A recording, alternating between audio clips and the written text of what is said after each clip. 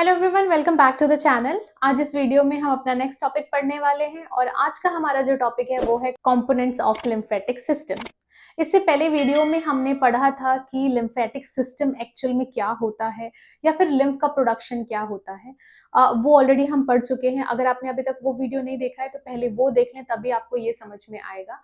आज इस वीडियो में बात करेंगे कि लिम्फेटिक सिस्टम किन कंपोनेंट से मिलकर बना हुआ है। ऐसा होता है ना कि जैसे सर्कुलेटरी सिस्टम हम बात करते हैं तो उसके लिए, सर्कुलेटरी सिस्टम के लिए हार्ट इंपॉर्टेंट है, ब्लड वेसल्स इंपॉर्टेंट है।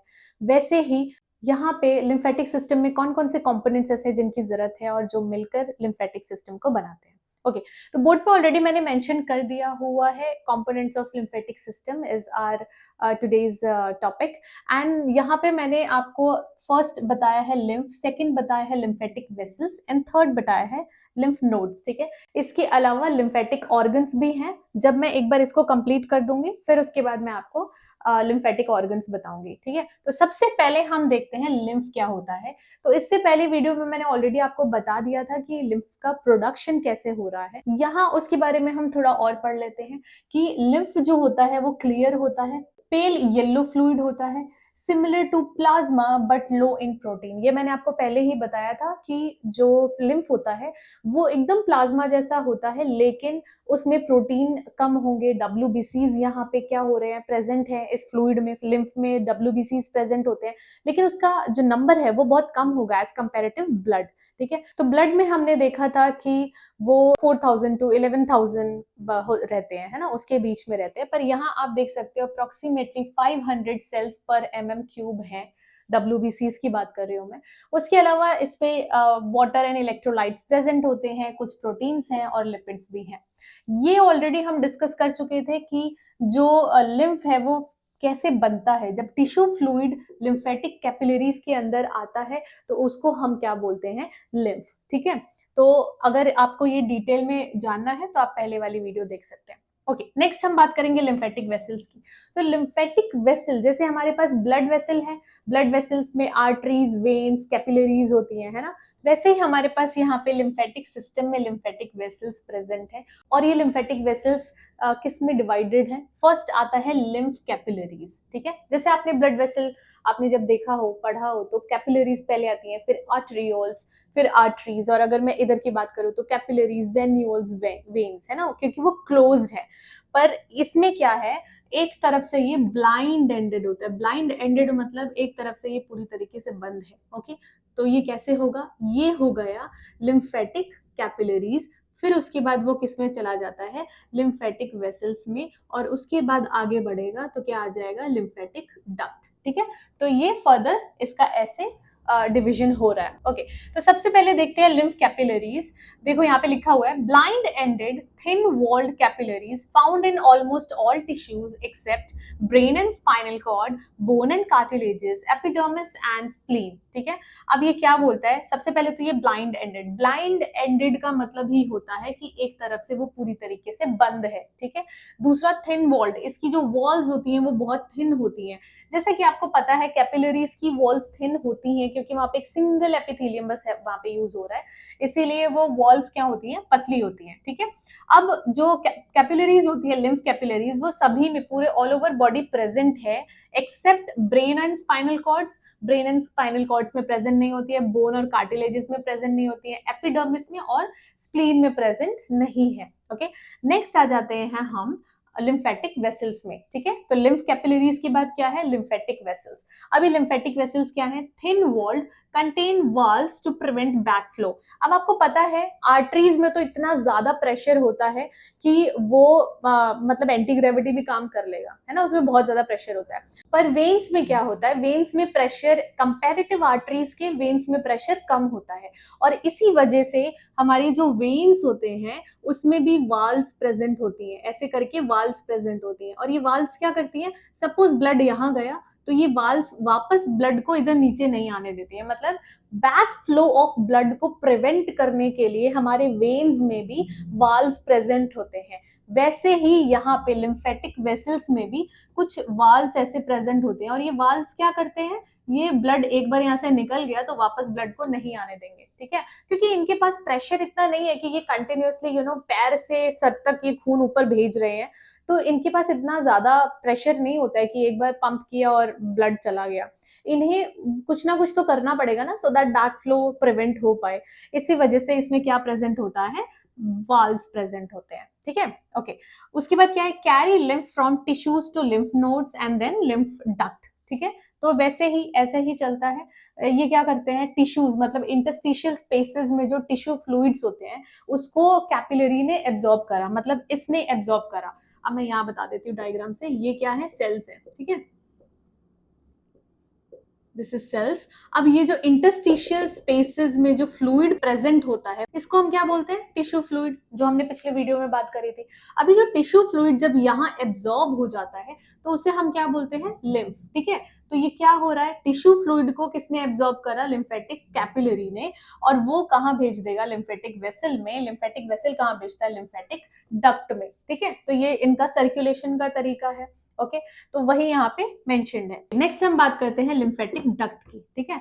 तो लिम्फेटिक डक्ट, हमारे पास दो लिम्फेटिक डक्ट होते हैं, एक है थोरेसिक डक्ट और एक है राइट लिम्फेटिक डक्ट, ठीक है। अब थोरेसिक डक्ट जो है ये सबसे लार्जेस्ट लिम्फ डक्ट है, ठीक है। और ये ड्रेन क्या करता है, ये ड्रेन करता है left side of body plus both legs, मतलब दोनों पैर और हमारा जो लेफ्ट साइड ऑफ बॉडी है, यहां से जितना भी फ्लूइड आता है उसको लेकर ये आएगा और ड्रेन कहाँ कर देगा, लेफ्ट सबक्लेवियन वेन में, ठीक है। अब आप याद करो जब हमने कार्डियोवास्कुलर में पढ़ा था, सब लेफ्ट सबक्लेवियन वेन और राइट सबक्लेवियन वेन, है ना। तो ये अब काम आएगा आपको, ओके। तो अब देखो लेफ्ट साइड की बॉडी, ठीक है, लेफ्ट साइड की बॉडी और दोनों पैर, बोथ लेग्स, बोथ लेग्स, यहां से जो फ्लूइड आ रहा है वो कहाँ ड्रेन हो जा रहा है, लेफ्ट सबक्लेवियन वेन में। लेफ्ट सबक्लेवियन वेन से वो कहाँ जाएगा, सुपीरियर वेना कावा, वहां से वो चला जाएगा हार्ट के अंदर, ठीक है। अब देखते हैं हम right lymphatic duct. Right lymphatic duct क्या करता है, drains right side of head, neck, thorax and right arm. मतलब ये जो राइट साइड ऑफ हमारा पोर्शन होगा, ये राइट साइड का जो पोर्शन है, वो दोनों लेग्स इसमें काउंट नहीं होते हैं, बस राइट साइड का जो पोर्शन है वहां से फ्लूइड को लेकर आएगा और ड्रेन कहाँ पे करेगा, राइट सबक्लेवियन वेन में, ठीक है। तो ये हो गया लेफ्ट साइड और ये हो गया राइट साइड, और ये हो गए हमारे दो लिम्फेटिक डक्ट। ये बहुत इंपॉर्टेंट है, ये लिम्फेटिक सिस्टम में क्वेश्चन पूछता भी है, तो आप इसको अच्छे से पढ़ना, okay. So this was all about lymphatic vessels. सबसे पहले lymph capillaries, then lymph vessels, then lymphatic duct, okay. अब नेक्स्ट हमारे पास है लिम्फ नोड्स। लिम्फ नोड्स, ठीक है। अभी लिम्फ नोड्स क्या होते हैं, small bean shaped structures located along lymph vessels, ठीक है। तो ये जैसे लिम्फ वेसल्स चल रही हैं, बीच बीच में ऐसे ऐसे करके बीन शेप की कुछ कुछ जंक्शंस आएंगे, ठीक है। और ये जंक्शंस क्या है, बेसिकली यहाँ पे ना फिल्ट्रेशन का काम होता है, ठीक है। ओके, अब देखो आगे, it contains lymphocytes and macrophages. अब आप देखो यहाँ पे दोनों चीजें हैं, लिम्फोसाइट भी प्रेजेंट है, मैक्रोफेजेस भी प्रेजेंट है, और ये दोनों का काम क्या होता है, एक टी लिम्फोसाइट्स और बी लिम्फोसाइट्स है ना, तो ये क्या करते हैं, हमारी बॉडी के लिए फाइट करते हैं, डिफेंस मैकेनिज्म को स्ट्रॉन्ग करते हैं। और मैक्रोफेजेस का काम क्या है कि कोई भी पैथोजन अगर आता है तो वो उसे एनगल्फ कर जाते हैं, खा जाते हैं, है ना। तो ये दोनों ही हमारी इम्यूनिटी के लिए है, ये दोनों ही हमारे शरीर की प्रोटेक्शन कर रही हैं। एक्ट एज फिल्टर्स, जैसा मैंने बोला, ये क्या करते हैं, ये फिल्टर की तरह एक्ट करते हैं। जो भी चीजें यहाँ से आ रही है, सपोज जो भी लिम्फ यहाँ से आ रहा है, यहाँ से गुजरेगा ना, तो उसके अंदर अगर कोई भी टॉक्सिन्स प्रेजेंट है, पैथोजेंस प्रेजेंट है, तो वो यहीं पे रह जाएंगे। और यहाँ पे क्या प्रेजेंट है, यहाँ पे प्रेजेंट होते हैं लिम्फोसाइट्स, मैक्रोफेजेस, और वो क्या करेंगे, सारे पैथोजेंस को खा जाएंगे, ठीक है। यहाँ पे देखो लिखा हुआ है ट्रैप एंड डिस्ट्रॉय पैथोजेंस। तो अब आपको पता लग गया लिम्फ नोड का काम क्या होता है। मेजर लिम्फ नोड ग्रुप्स यहाँ पे दिए हुए हैं, cervical lymph nodes, axillary lymph node, inguinal lymph node, mesenteric lymph node और मीडियस्टिनल लिम्फ नोड। और इन सब का फंक्शन एक ही है कि ये किसी भी माइक्रो पैथोजेंस जो भी हैं उनको ट्रैप करता है और डिस्ट्रॉय करता है और उनको खा जाता है, ठीक है। यही इनका काम होता है। आप इमेज में अभी देख सकते हो, इसका सबका लोकेशन आपको अच्छे से क्लियर हो जाएगा। तो आई होप आपको यहां तक समझ में आ गया हो। नेक्स्ट हम पढ़ेंगे लिम्फेटिक ऑर्गन्स, ओके। तो नेक्स्ट हमारा जो पॉइंट है वो है लिम्फेटिक ऑर्गन, ओके। तो हम ऑलरेडी डिस्कस कर चुके हैं लिम्फ, लिम्फ के बाद हमने पढ़ लिया लिम्फेटिक वेसल्स, ठीक है, उसके बाद हमने पढ़ लिया लिम्फ नोड्स, और अब हम पढ़ने जा रहे हैं लिम्फेटिक ऑर्गन्स। तो अब हमारे पास लिम्फेटिक ऑर्गन्स ना दो टाइप के ऑर्गन्स होते हैं, ठीक है। सबसे पहले है प्राइमरी लिम्फेटिक ऑर्गन्स, और दूसरा है सेकेंडरी लिम्फेटिक ऑर्गन्स। ओके, ये हमारे पास दो टाइप के ऑर्गन्स हम पढ़ेंगे, प्राइमरी एंड सेकेंडरी। अब प्राइमरी एंड सेकेंडरी में डिफरेंस क्या है? तो प्राइमरी क्या होता है? These are the sites where lymphocytes are formed and matures. Okay, तो ये क्या है? These are the sites where lymphocytes are formed and matures। मतलब हमारे जो ऑर्गन्स हैं लिम्फेटिक ऑर्गन्स, उनमें से कुछ लिम्फेटिक ऑर्गन्स ऐसे होते हैं जो कि लिम्फोसाइट्स को फॉर्म भी कर रहे हैं और उसको मेच्योर होने के लिए वहां पे टाइम भी देते हैं, ठीक है। और ऐसे कौन से ऑर्गन्स हैं? पहला है बोन मैरो एंड दूसरा है थाइमस, है ना। जो आपने सुना होगा ना, T lymphocytes and B lymphocyte, B lymphocytes, ठीक है। तो टी कहां से वर्ड आया है? थाइमस से, और बी वर्ड कहां से आया है? बोन मैरो से, ठीक है। अब दूसरी तरफ है सेकेंडरी लिम्फेटिक ऑर्गन्स। अब ये क्या होते हैं? ये होते हैं these are the sites where mature cells हम किसकी बात कर रहे हैं? इसकी बात कर रहे हैं ना। यहाँ पे क्या हो रहा है? यहाँ पे मेच्योर भी होता है ना।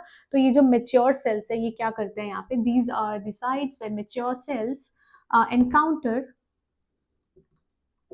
Antigen and mount responses.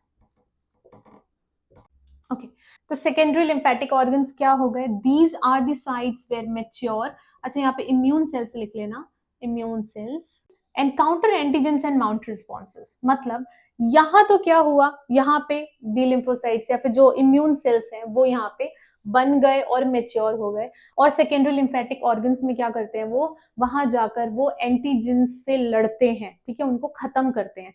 तो ये कौन कौन से ऑर्गन्स होते हैं इसमें इन्वॉल्व?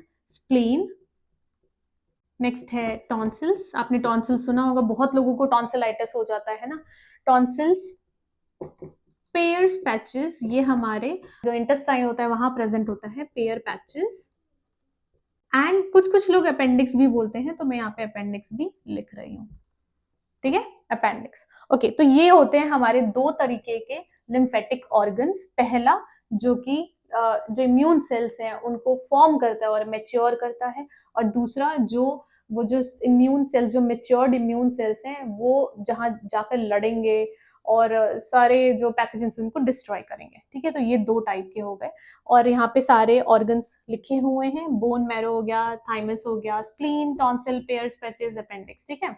ओके, तो आई गेस आप सभी को ये समझ में आया हो। This is all about component of lymphatic system. तो आज के लिए इतना ही, एंड आई होप आपको ये सब अच्छे से समझ में आ गया हो। अगर ये वीडियो अच्छी लगी तो वीडियो को लाइक करें, चैनल को सब्सक्राइब करें, और कोई भी डाउट या फिर रिकमेंडेशन है तो आप मुझे कमेंट सेक्शन में बता सकते हैं, एंड प्लीज अपना फीडबैक भी दें। Thank you so much for watching.